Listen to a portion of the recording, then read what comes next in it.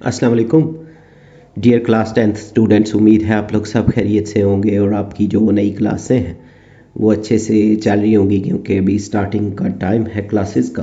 تو یہ جو آپ کی نیو بک آئی ہے نا کلاس 10 کی اردو کی، اس کا جو حصہ ہے نظم ہے، اس کی جو سیکنڈ نظم ہے نا نعت، اس کو ہم اس ویڈیو میں کمپلیٹلی سارٹ آؤٹ کریں گے۔ تو موو کرتے ہیں ویڈیو کی طرف۔ بہت پیاری نعت ہے، رسول مجتبیٰ کہیے صلی اللہ علیہ وسلم، محمد مصطفیٰ کہیے صلی اللہ علیہ وآلہ وسلم۔ تو سب سے پہلے نا یہ جو شاعر ہے نا ماہر القادری، ان کا جو تعارف ہے، تو ان کا جو اصل نام ہے ماہر القادری کا اصل نام منظور حسین تھا۔ ان کی جو پیدائش ہے وہ 30 جولائی 1906 کو نا بھارت کے صوبے اتر پردیش کے ضلع بلند شہر کے گاؤں کیسر کلاں میں ہوئی۔ اس کے بعد وفات جو ہے ان کی 12 مئی 1978 کو نا جدہ سعودی عرب میں ایک مشاعرے کے دوران ان کو دل کا دورہ پڑنے سے ان کی وفات ہوئی تھی، اور ان کا جو دفن ہے نا انہیں مکہ مکرمہ کے قبرستان جنت المعلیٰ میں نا سپرد خاک کیا گیا۔ اور شاعری جو ہے وہ ایک ممتاز نعت کو غزل نگار، نظم نگار اور فلمی گیت لکھنے والے شاعر تھے۔ اس کے علاوہ ان کی جو نثری خدمات ہیں، ماہر القادری نے نثر میں بھی گراں قدر کام کیا، بالخصوص اسلامی موضوعات پر۔ اور اداراتی جو خدمات ہیں نا، تو انہوں نے معروف ادبی رسالے کاروان کے ادارت کی، جو ان کی علمی بصیرت جو تھی نا، علمی بصیرت اس کا ثبوت ہے۔ نغمہ نگاری جو ہے ان کی تحریر کردہ جو فلمی نغمے بھی نا بےحد مقبول ہوئے۔ اس کے بعد شاعری کی خصوصیات، ان کی شاعری میں اخلاص، درد مندی، سچائی، عشق رسول اور روحانیت جھلکتی ہے۔ اسلوب جو ہے ان کا سادہ، پر اثر اور دل میں اتر جانے والا اسلوب ان کی پہچان ہے۔ تصانیف جو ہیں ان کی نقش جمال، رقص شرر، چراغاں، نقوش رفتگاں۔ اس کے بعد جو اسلامی رنگ ہے نا ان کی شاعری میں، اسلامی تعلیمات اور تصوف کا رنگ غالب ہے۔ اور جو تحریکی خدمات ہیں، انہوں نے تحریک پاکستان کے لیے بھی جو قلمی خدمات انجام دی نا۔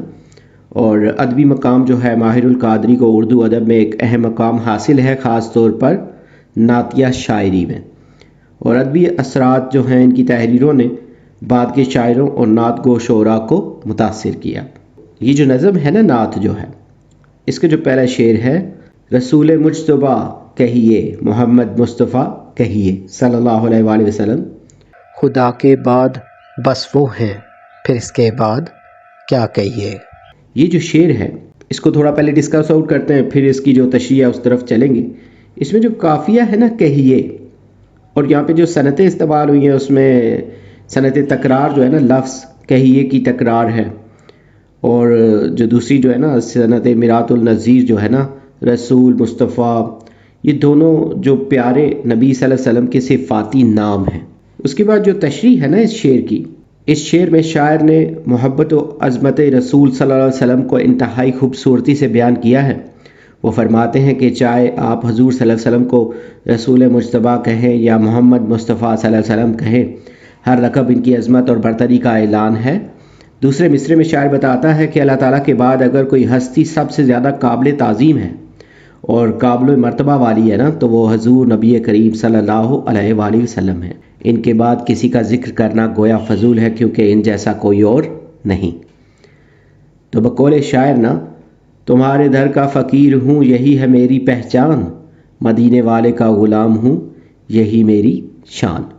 تو یہ شعر نا عشق رسول صلی اللہ علیہ وسلم کی گہرائی کو ظاہر کرتا ہے۔ شاعر کہتا ہے نا کہ میرا سب سے بڑا فخر یہ ہے کہ میں نبی کریم صلی اللہ علیہ وسلم کے در کا فقیر ہوں، میری اصل پہچان اور عزت اس بات میں ہے کہ میں مدینے والے محبوب خدا کا غلام ہوں، اور یہی میری دنیا اور آخرت کی کامیابی ہے۔ سیکنڈ جو شعر ہے، شریعت کا ہے یہ اسرار، ختم الانبیاء کہیے صلی اللہ علیہ وسلم، محبت کا تقاضا ہے کہ محبوب خدا کہیے صلی اللہ علیہ وآلہ وسلم۔ تو اس شعر کو تھوڑا ڈسکس آؤٹ کرتے ہیں کہ یہاں پہ بھی جو قافیہ ہے وہ کہیے ہے۔ اس کے بعد یہاں پہ جو صنعتیں استعمال ہوئی ہے نا، جیسے شریعت اور محبت، یہ تضاد ہیں، یعنی صنعت تضاد میں آئیں گے نا۔ پھر جو میرات النظیر ہے، صنعت میرات النظیر، جیسے اسرار اور تقاضا۔ اس شعر کی جو تشریح ہے، شاعر کہتا ہے کہ شریعت یعنی اسلامی قانون کا تقاضا ہے کہ نبی کریم صلی اللہ علیہ وآلہ وسلم کو خاتم النبیین یعنی آخری نبی مانا جائے، کیونکہ یہ ایمان کی بنیاد ہے۔ لیکن صرف قانونی اقرار کافی نہیں، عشق مصطفیٰ صلی اللہ علیہ وسلم کا تقاضا ہے کہ انسان دل سے انہیں محبوب خدا کہے کہ یہی محبت کی معراج ہے۔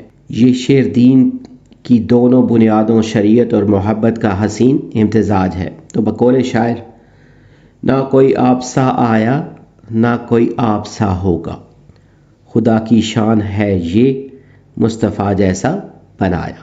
تو اس شعر میں شاعر نبی کریم صلی اللہ علیہ وسلم کی مثال عظمت اور انفرادیت کو بیان کرتا ہے۔ کہتا ہے کہ نہ آپ صلی اللہ علیہ وسلم جیسا کوئی ماضی میں آیا نہ مستقبل میں آ سکتا ہے۔ یہ صرف اللہ کی قدرت کا کمال ہے کہ اس نے اتنی عظیم ہستی کو پیدا فرمایا۔ یہ شعر حضور اکرم صلی اللہ علیہ وسلم کی ذات اقدس کی شان یکتائی اور اللہ کی تخلیق پر دلالت کرتا ہے۔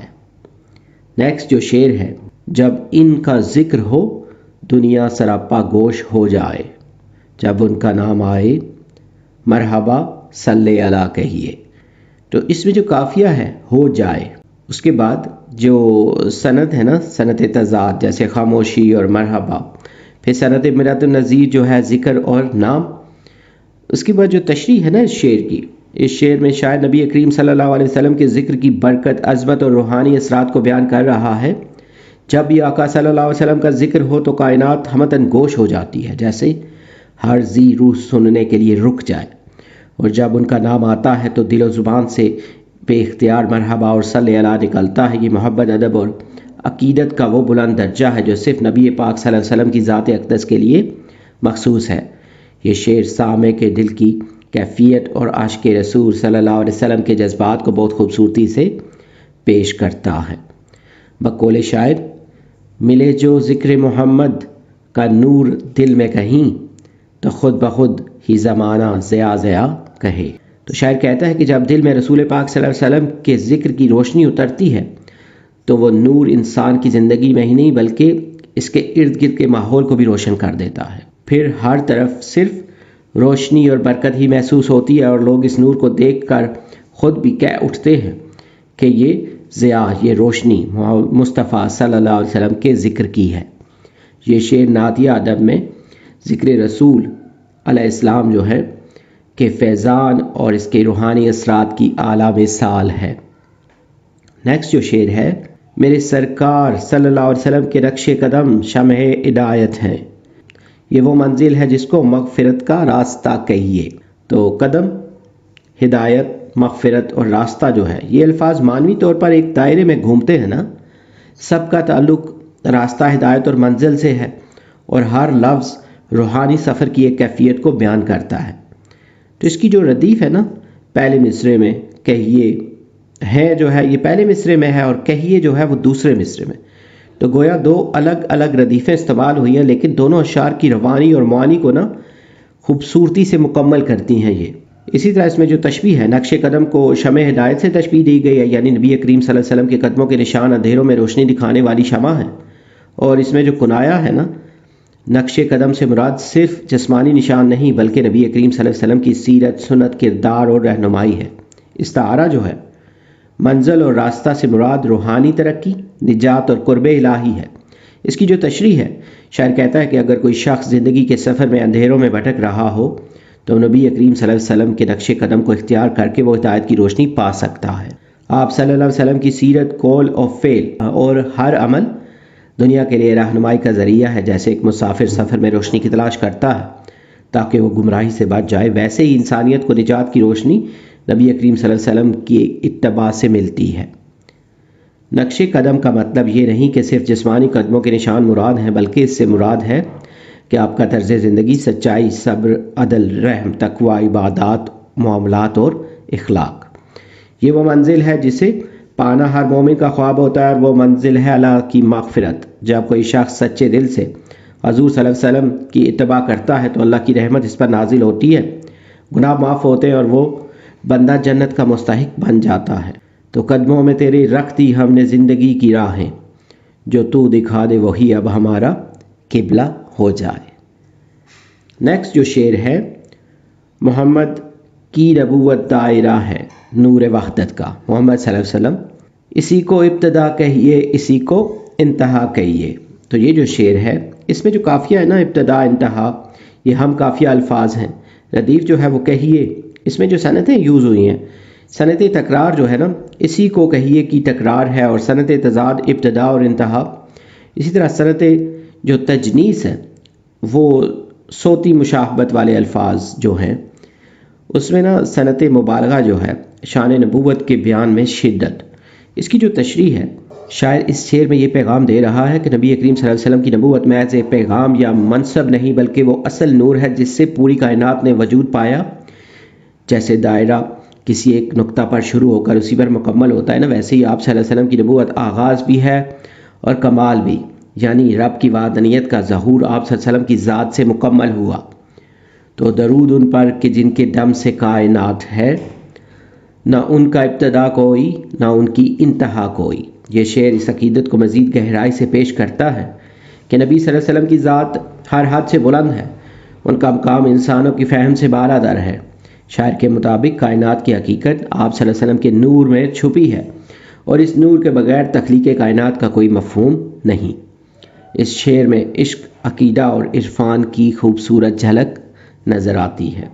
نیکسٹ جو شعر ہے، غبار راہ طیبہ سرمہ چشم بصیرت ہے، یہی وہ خاک ہے جس خاک کو خاک شفا کہیے. تو یہاں بھی جو قافیہ ہے نا بصیرت اور شفا، یعنی وہ الفاظ جو ردیف سے پہلے ہم قافیہ ہوں، اس کے بعد جو ردیف جو ہے وہ ہے، یعنی دونوں مصروں کے آخر میں نا ہے جو ہے وہ مشترک جو ہے ردیف ہے نا، دونوں میں کامن ہے.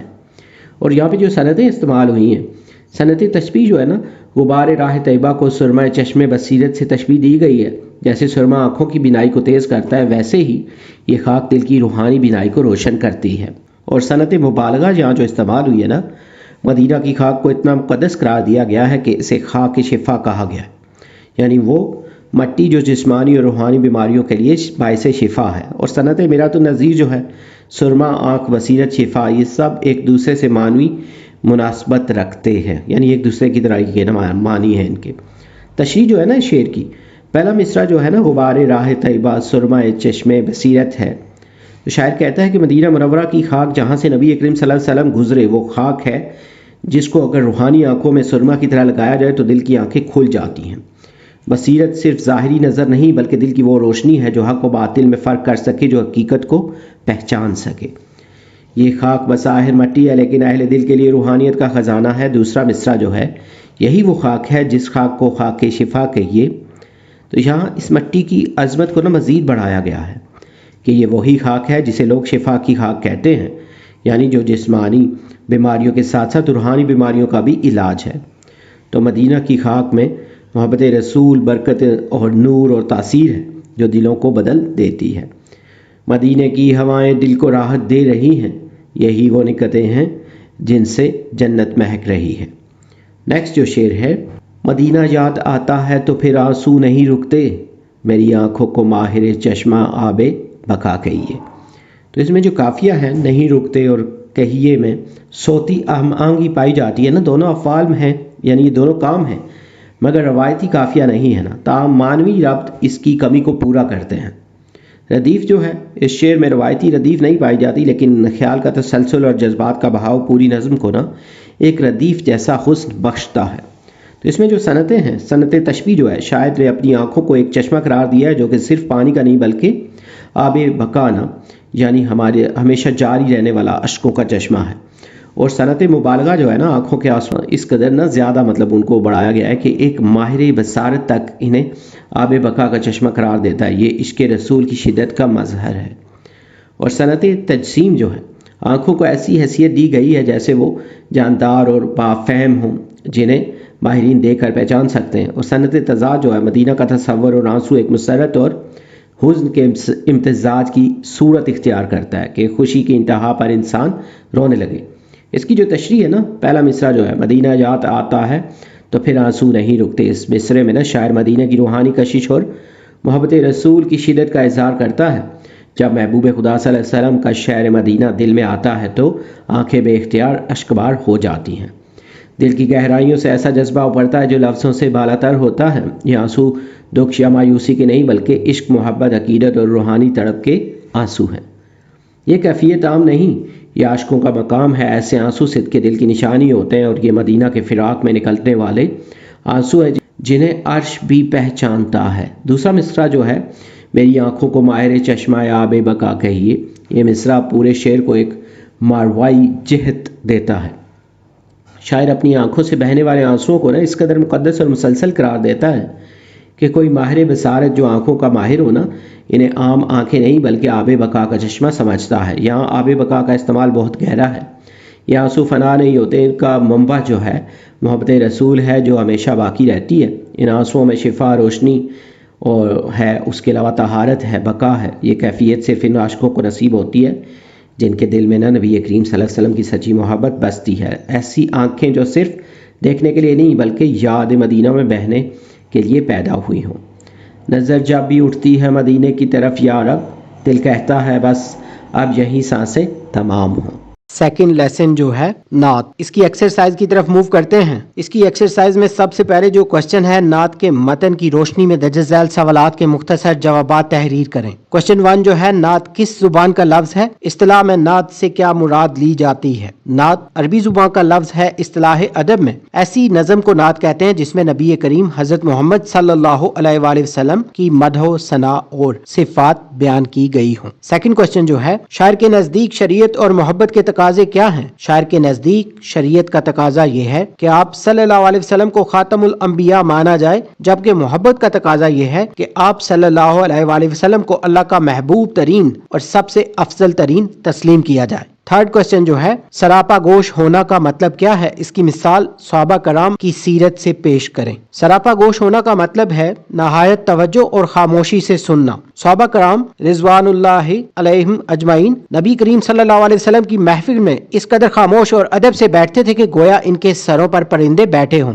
और वह जरा सी हरकत से उड़ जाएंगे। क्वेश्चन 4 जो है, चश्मा आब बका एक तलमी है, इसकी वजाहत करें। चश्मा आब बका से मुराद वो चश्मा है जिसका पानी पीकर हमेशा की जिंदगी हासिल हो जाए। नात में इससे मुराद नबी करीम सल्लल्लाहु अलैहि वसल्लम की याद और आप सल्लल्लाहु अलैहि वसल्लम का जिक्र है जो मोमिन की रूह को अब्दी जिंदगी और ताजगी अता करता है। फिफ्थ क्वेश्चन जो है, नबी करीम सल्लल्लाहु अलैहि वसल्लम का नाम नामी सुनने पर एक मुसलमान को क्या कहना चाहिए? नबी करीम सल्लल्लाहु अलैहि वसल्लम का मुबारक नाम सुनकर एक मुसलमान को अदब व एहतराम के साथ सल्लल्लाहु अलैहि वसल्लम कहना चाहिए। क्वेश्चन 2 जो है, माहिर कादरी ने इस नात में नबी करीम सल्लल्लाहु अलैहि वसल्लम के लिए कौन से अलकाब इस्तेमाल किए हैं? उनकी फहरिस्त बनानी है। तो नात में जो इस्तेमाल होने वाले अलकाब हैं, इसमें रसूल मुज्तबा सल्लल्लाहु अलैहि वसल्लम, मोहम्मद मुस्तफ़ा सल्लल्लाहु अलैहि वसल्लम, खातमुल अंबिया सल्लल्लाहु अलैहि वसल्लम, महबूब खुदा सल्लल्लाहु अलैहि वसल्लम और नूर वाहदत सल्लल्लाहु अलैहि वसल्लम।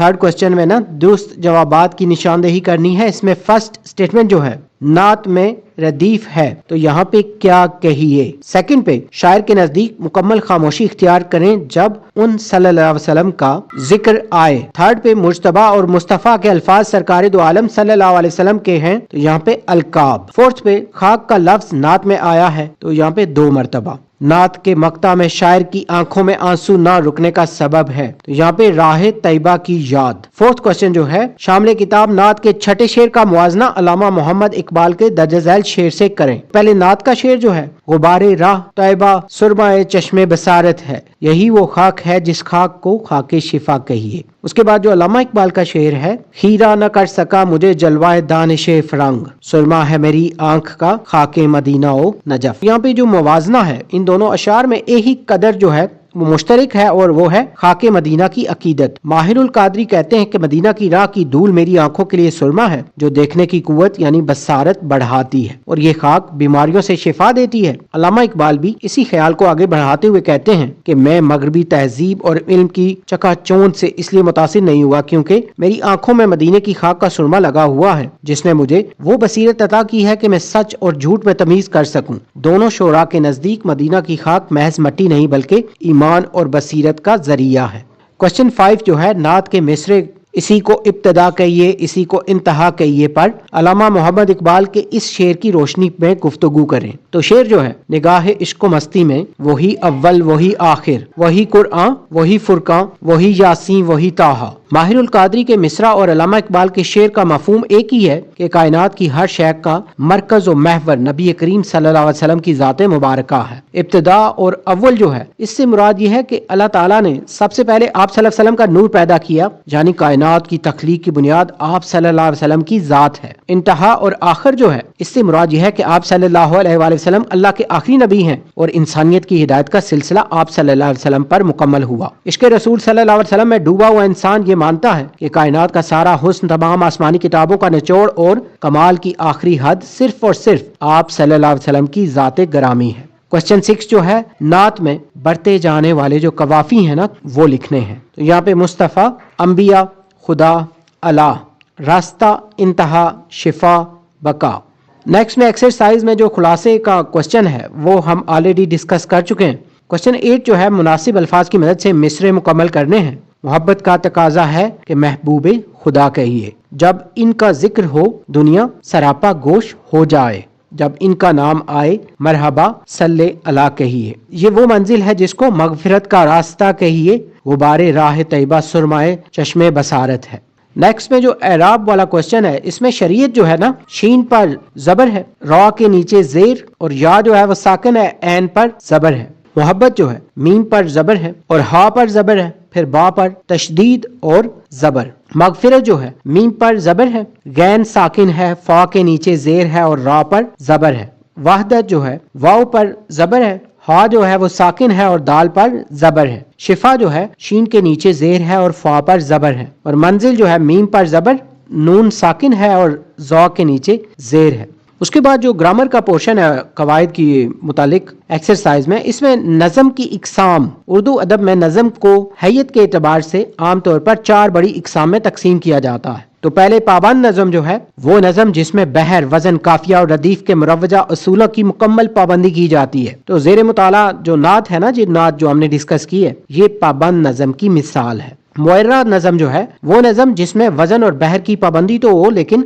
काफिया इस्तेमाल ना किया गया हो। फिर आज़ाद नज़म जो है वो नज़म जिसमें ना तो काफिये की पाबंदी होती है और ना ही तमाम मिसरे वजन में बराबर होते हैं। नसरी नज़म जो है वो नज़म जो नसर की सूरत में लिखी जाए लेकिन इसमें शेरी तासुर और अहम मौजूद हो। क्योंकि यहाँ पे एक्सरसाइज में सिर्फ जो पाबंद नज़म है इसके बारे में बात की गई है, इसके मुतालिक जो इस्लाहात हैं। मिसरा जो है शेर के एक सतर या आधे शेर को ना मिसरा कहते हैं। लुग़वी तौर पर इसका मतलब दरवाजे का एक पट है और इसकी मिसाल जो है रसूल मुज्तबा कहिए, मोहम्मद मुस्तफ़ा कहिए, इस नात का पहला मिसरा है। शेर जो है 2 मिसरे मिलकर एक शेर बनाते हैं जो एक खास वजन और बहर में होता है। मिसाल जो है खुदा के बाद बस वो है, फिर इसके बाद क्या कहिए, शरीयत का है ये इसरार, खातमुल अंबिया कहिए। काफिया जो है शेर के आखिर में रदीफ से पहले आने वाले हम आवाज अल्फाज को काफिया कहते हैं। इनकी आवाज एक जैसी होती है लेकिन अल्फाज मुख्तलिफ होते हैं। मिसाल में ना इस नात में जैसे मुस्तफ़ा, अंबिया, खुदा, अला, इंतहा, शफा,